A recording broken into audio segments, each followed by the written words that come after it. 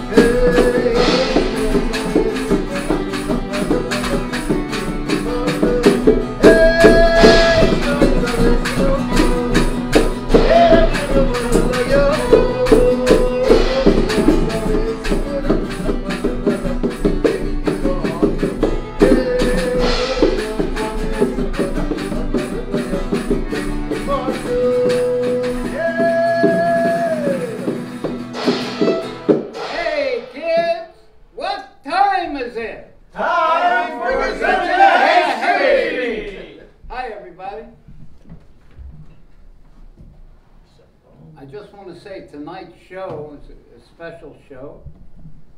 Reb Hirschmeister, our bongo drummer, is having his birthday tonight. So it's a special celebration. We're going to have a recipe tonight. We're going to have a story. We're going to have some fun music. And first, like we always start out, instead of a joke, I have a song. And this song perhaps is not so groovy as some of the other ones, but it comes straight from the heart. And since we're in a week between Gimel Thomas and Yud Beis Thomas, I feel it's a good time to share it with you. And it's my version of Avinu Malkeinu.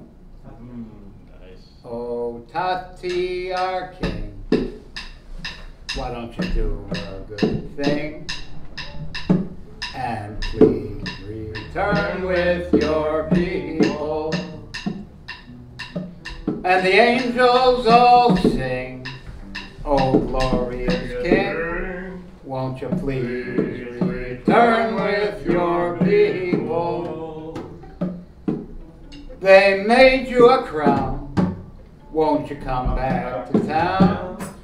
And please return with your people. Oh, Tati, our king, you know it don't mean a thing unless you please return with your people.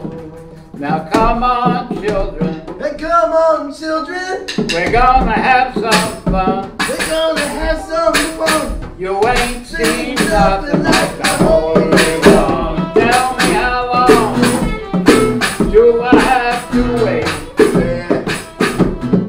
Can I get my key out now? Or must I hesitate? Hi everybody, welcome to Gezintahait Street. Before the recipe, we're going to have a story.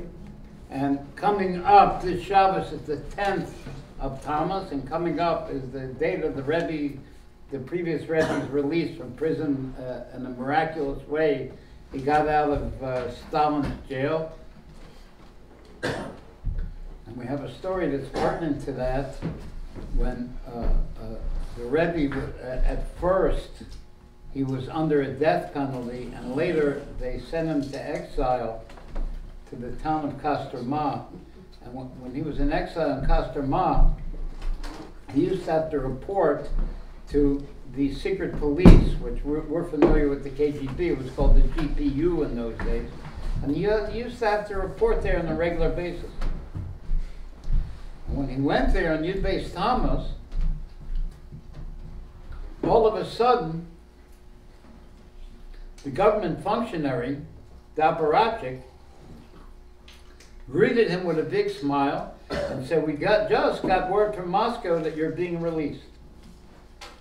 We're giving you a train ticket back to your hometown of Leningrad." we can't give you to a day on Yud Beis Thomas because it's a government holiday, but you get your ticket tomorrow.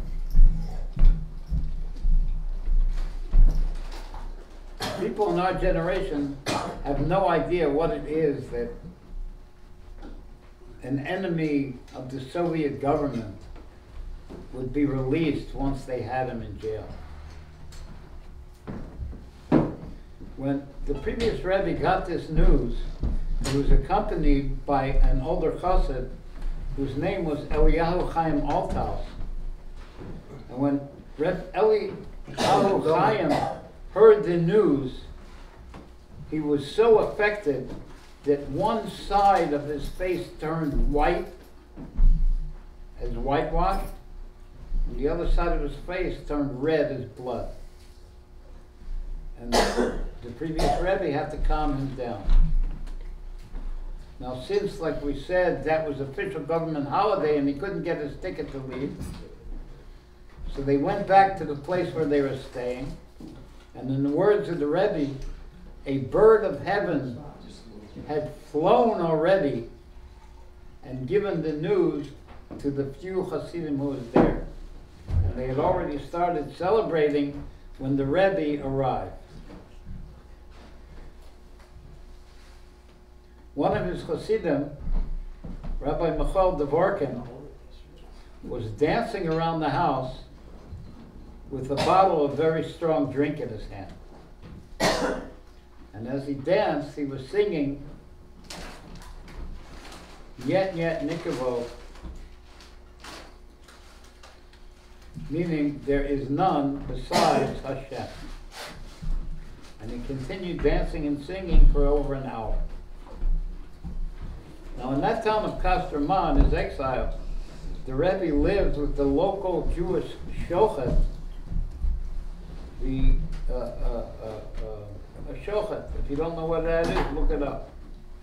And that shochet had a young son. But the child saw how happy everyone was. He also started to celebrate. And he started walking around the house on his hands, with his feet up in the air. That's the story. Our Rebbe teaches that the story can serve as a lesson in each one of our own service to Hashem. There were three different responses to the good news. Rabbi Michael danced around. Rabbi Eliyahu's face changed colors. And the child was walking around on his hands, which is similar to the famous story of the child by the Baal Shem Tov on Rosh Hashanah, who didn't know how to daven, but he saw everybody was davening and he also wanted to ask Hashem for mercy. So he yelled up to Hashem in the language that he saw the roosters in his yard, and he yelled up to Hashem, cock-a-doodle-doo, have mercy on us. And he was able to avert all the bad decrees on the Jewish people for that year. Similarly, every person travels through three stages of life, from a child to an adult to old age, which parallel the three people in our story. Not only does this happen through a whole life, it happens every day and certainly every year. A person goes through these three stages. First, the person achieves a level of immature intellect called mochen de katlos, the small brains, katnos, like that child who was dancing around in his hands. He didn't have any idea what they were celebrating. He just saw everybody celebrating, so he also celebrated. Second level, a person acquires complete intellect. He gets a mature brain called mochen de gadlus. Like Reb Michael, who grasped the greatness of the miracle that happened to the previous Rebbe. So he danced around the house. In each case, however, And also, Reb Chaim Eliyahu, when you get to old age, it says that you acquire a settled mind called Yishuv Hadas. The older a person, the more settled his intellect. That was like Rabbi Chaim. He didn't jump out of his skin. It just, the expression on his face changed. In each case, those involved exceeded the ordinary level of service that you would expect of a person on that level. The child didn't just jump for joy. He didn't just laugh. He walked on his hands. Reb Michael, who understood how great the miracle was, didn't expound about the miracle and explain how great it was. He danced around like it was simple Torah. Rabbi Eliyahu, who had a settled intellect, was so overwhelmed that the previous Rebbe had to calm him down.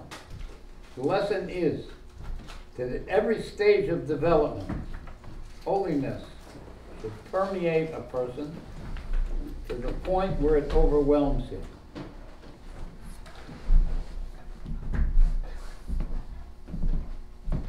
His regular faculties, his kalim, are overwhelmed. Therefore, he's enabled to reach a new level and a higher level of service. And that's what it says in Shema Yisrael, you should love Hashem with all your might. The service with all your might indicates, the key word is your. You should serve him with all your might. But through the service of all your might, a person draws down the level of your might, meaning Hashem's might. The true source of strength, the real mighty one.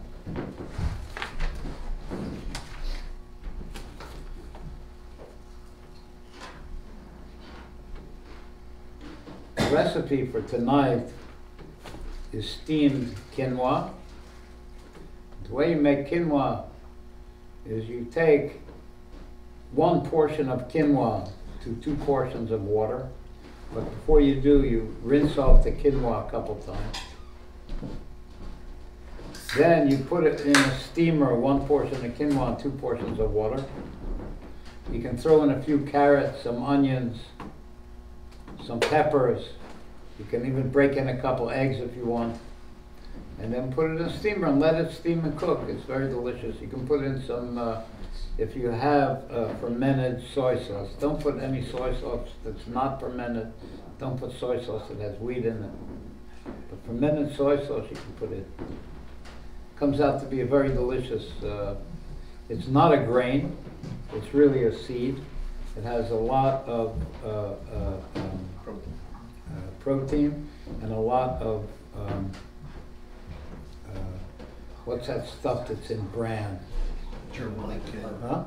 Fiber. Fiber. It has a lot of fiber. It's very good stuff. And we'll take on the taste of whatever you mix it. Now we're going to have a musical interlude, which includes the poem of the famous Jewish poet. And includes Moshe as soon as he gets here. As soon as Moshe sits down. Come on, Moshe. Moshe. I just want to introduce all of you to the newest member of the Gezintahait Street Band, Moshe. Very happy to have Thank you for having me, L'chaim. Moshe, All right.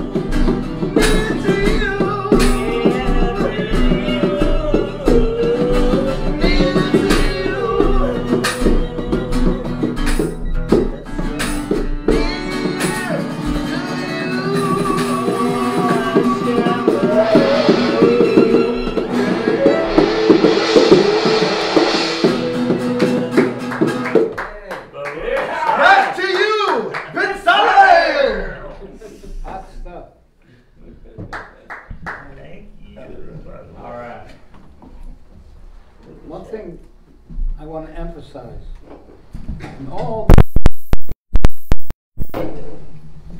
one thing has to be kept in mind is that Hashem is alive. He's actually interacting with us. And he gives us the ability to interact with him through the levels that we've been talking about of the 4 worlds and the 10 spheros. And the 10 spheros can be understood a little bit because each of us has in his soul 10 soul powers, like it says, from my flesh I will see God.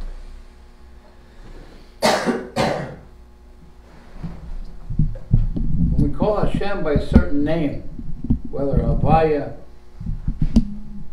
which is the ineffable, higher than nature name, or Elohim, which is the name which is hidden in how Hashem is hidden in nature, or Kel, which is Hashem's attribute of kindness. It's Hashem himself that turns to us when we call the name. Like if we call somebody by his name isn't really him. His name doesn't really exist without him. But it's actually him who turns when we call him.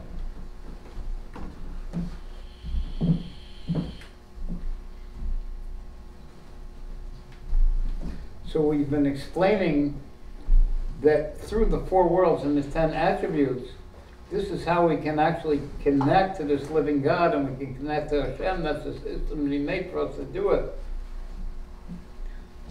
And we're going to talk about tonight a little bit of a 5th level that we haven't spoken about, which is the surrounding light. So far we've only talking about the light that fills up the world. But first, before we do that, last time we were explaining how the neshama, how the soul has a godly revelation in the world of Atzilus.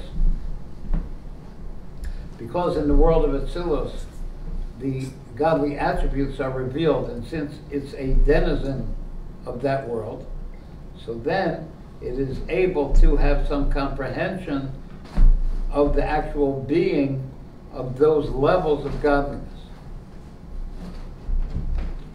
So I thought that tonight we'll just take a fast look at how it is that those attributes of the world of Atzilus, which are the 10 attributes that we're talking about, are actually unified with Hashem himself in the same way, like we say, you call a person by his name, it's actually him that turns to you.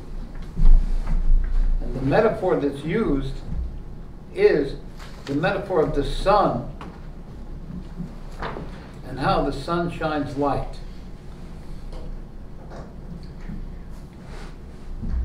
The Kabbalists called those 10 godly attributes, those spheres, called them lights. Not because they're lights, they're some kind of godly energy. Because light gives some kind of an idea.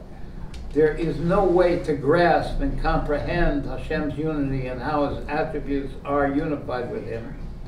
His thoughts are not our thoughts. However, in order to give us some kind of a way to approach Hashem, there are metaphors that are given to us to try to understand how this works. How it works with the metaphor of the sun is that these godly attributes, just like when the sun shines a ray, how that ray is included in the flame of the sun, it does not exist as anything separate than the flame of the sun. Its only separateness is when it shines out, is when we, the separate creatures, have some kind of an apprehension of God's kindness or God's hiddenness. But how it is there in the world of Atzilus, it's all completely included like a ray of the sun in the sun, and the only thing that's revealed there is pure God. Now tonight, I wanted to talk about a new level, a 5th level. We talked about 4 worlds. I wanted to talk about, and those four worlds are the level of the light that fills up the worlds. And that light that fills up the worlds is a very, very contracted light. That when you start to think that Hashem is infinite, like we say, the Or Ein Sof, the infinite light, and he comes and he has a desire to connect with limited creatures in a limited world, how mighty the contractions are to come down from that kind of level to have some kind of godliness enlivening the world. It gives an example, another example of the sun. No matter how prodigious the energy and the light of the sun is, that if you're not careful, it can burn you up from 93 million miles away. Nevertheless, it's a limited creation. And for Hashem to enliven that limited creation takes a mighty, mighty contraction of his infinite light. And how does creation work? How does contractions work? Also, we can go into it over the weeks. So, the sun is a limited thing, for example. The sun is 170 times bigger than the earth. And people laugh, oh, the Torah says it's 170. Not 170 times. It's 50 million times or whatever they say. Right, in mass. But if you check the diameter of the sun, you'll find out that it's almost exactly 170 Earths will fit in to that diameter.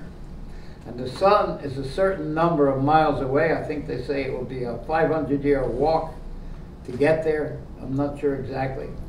But it's limited, no matter how great it is and amazing it is. And that's the idea of the light that fills up all worlds, because the light that fills up a limited world has to be a limited light. But we're going to talk about a fifth level tonight, which is called the light that surrounds all worlds. And it doesn't mean that it just surrounds all worlds from the outside, like a fence surrounds a city. No, it permeates those worlds through and through. And the example that's given, when I think about something that exists in the world, a well of water, a car, whatever it is I'm thinking about, my thought surrounds that object. And that object is surrounded by my thought.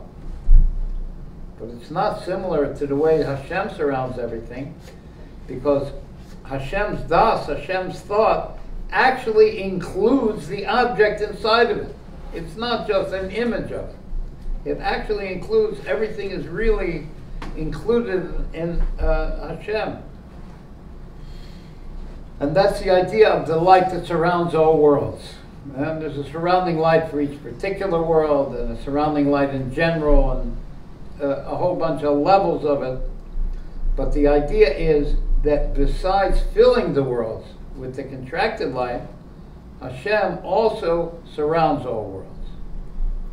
Now we're going to have a musical interlude, and I'm going to come back and I'm going to expand how that principle of the fifth level will be expressed in the text that we're using, called the essence of Chasidus.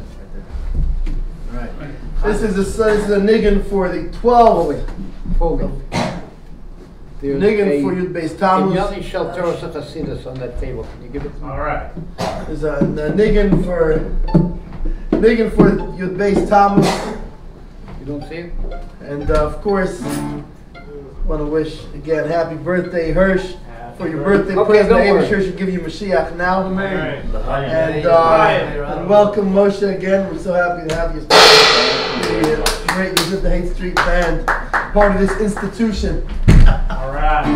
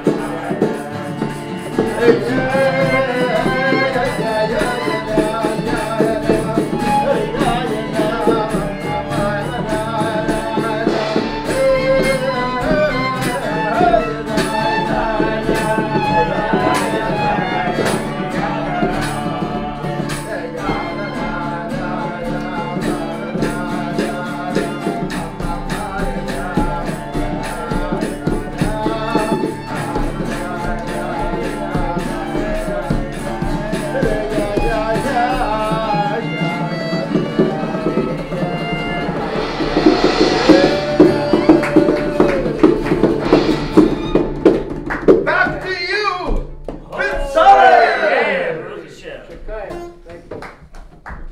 I am fine. I am. Good year. In the same way that there's four worlds, which we said the world, this lowest world that we are in is the world of action. Thank you. And we explained that will be the metaphor will be like a person throws a stone, that the direction of the stone and the arc of the stone and the speed of the stone and where it lands is really from the hand that threw it, but it appears that it's separate. The same too, all the stars and the great systems of the galaxies are all spinning in a perfect celestial symphony, and you could convince yourself that there's nobody making it happen because it's not apparent, the connection. That's the world of Asiya. The world of Yetzirah, the next higher world, the godliness is not so apparent, it's hidden in there. But the angels are serving Hashem, each one in their unique way, and the metaphor of it is like somebody who's playing a musical instrument. It's not like a voice that's actually connected to the person. It's a thing that's outside of the person. But you could see the connection. So that's the world of Yetzirah, the world of formation.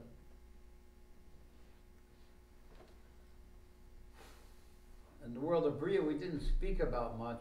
We did bring our own metaphor that it will be like that world is a remembrance of the world of Atzilus, where there is a complete unification of godliness with the manifestations of that world.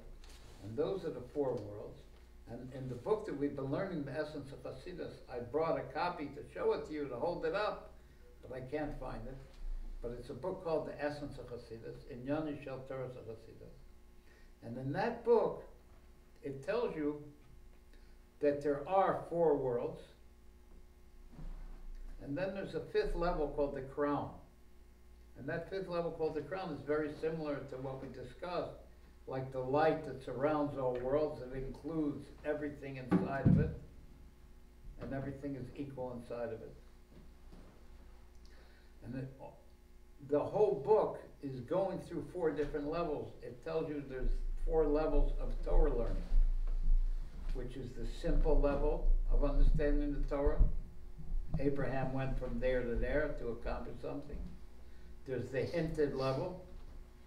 The word Bereshis, in the beginning, is hinted, is bara shes, that it was created in 6 days. There's the Hamalitic interpretation, like the Midrash. And then there's the Kabbalah interpretation. But then there's a fifth level, which is an abstract point, which does not include the other four, but from which the other four branch off, which is Hasidus. So too, in a soul, there's the level of Nefesh, which is the lowest level of the soul, which is seated in the supernal man, is in the liver area. And then there's the Ruach, the spirit, the next higher level, its seat is in the level of the heart. And then there's the Neshama, the next higher level, its seat is an area of the brain. And then there's the level of Chaya, which is like the surrounding level, like the toes and the nose are both alive equally. And then you have the level of the Yechid of the Neshama, which is parallel to the Chasidus of the Torah. They are both the level of Yechidah. They're both really one abstract point from which all the other points branch off. So in worlds, like we said, you have the 4 worlds, and then you have the 5th level, which is the level of the crown, which is the level of Kesser. And we said that this point, this abstract point of Chasidus, which doesn't include any of the branches, is a new drawing down from the inner level of the godly crown all the way up to the actual Ein Sof, to the actual infinite one. It's a brand new godly revelation that was never seen before in the world. And it is an abstract point that encompasses all the levels of Torah learning and all the soul levels. And we can see it in the leaders of the Jewish people, that David HaMelech would be like the level of the Nefesh, the lowest level of the soul. Eliyahu Navi will be like the level of the Ruach, the next higher level, the level of the heart, the spirit. Moshe Rabbeinu will be the level of the brain, the level of Neshama. Adam Harishon, the first man, will be the level of Chaya, the surrounding life force. He includes all the Neshamas. And the Yechid of the Neshama will be Moshiach.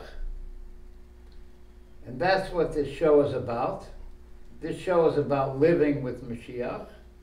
And I hope we were able to live a little bit with Mashiach tonight. You guys have a niggin for us? Oh, yeah. All right. We always got one. Moshe, come on, what's going on here? Say the word. That's first of all. Chaim, happy birthday. Oh, happy birthday. Happy birthday. Happy birthday. Yeah. Shit. You want to make a resolution in public? Oh, Wait a second. good answer. Good Hold on, I we wanna need make someone a time to take care of republic. this guy. Come on. Yeah. Come on, come on. Come on, We need folks, someone let's to go. who can help us out with something. Exactly. You want me to Sit play back that here. thing? No, you got 2 bombs there. You got 2 drops. All right. We want to bring it in. You got 1 more there. All right. You don't have to. Okay, boys. This one's gonna be an A minor. Before I I start love the A nig- minor. Okay, before I start the niggin, I'm gonna go on an A minor. I heard a And lot of people I want some Moshe soloing on top of it. All right. You ready for Wait, Moshe? Bay, you want Wait, me Bay, to let's solo? do it. Ready? Wait, A minor. Yeah, E, I'm good at soloing. A's Good. We here. need some jamming. Do it. Gotcha. What are you doing? Go.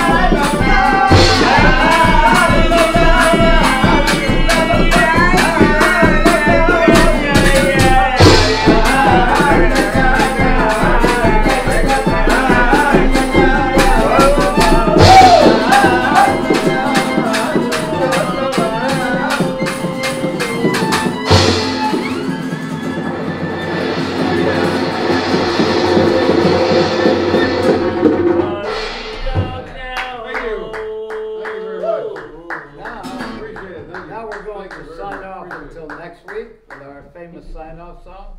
Here we go. Gezintahait, Gezintahait, Gezintahait, my friend! Hey! Remember, kids, Gezintahait. Gezintahait. Remember, kids.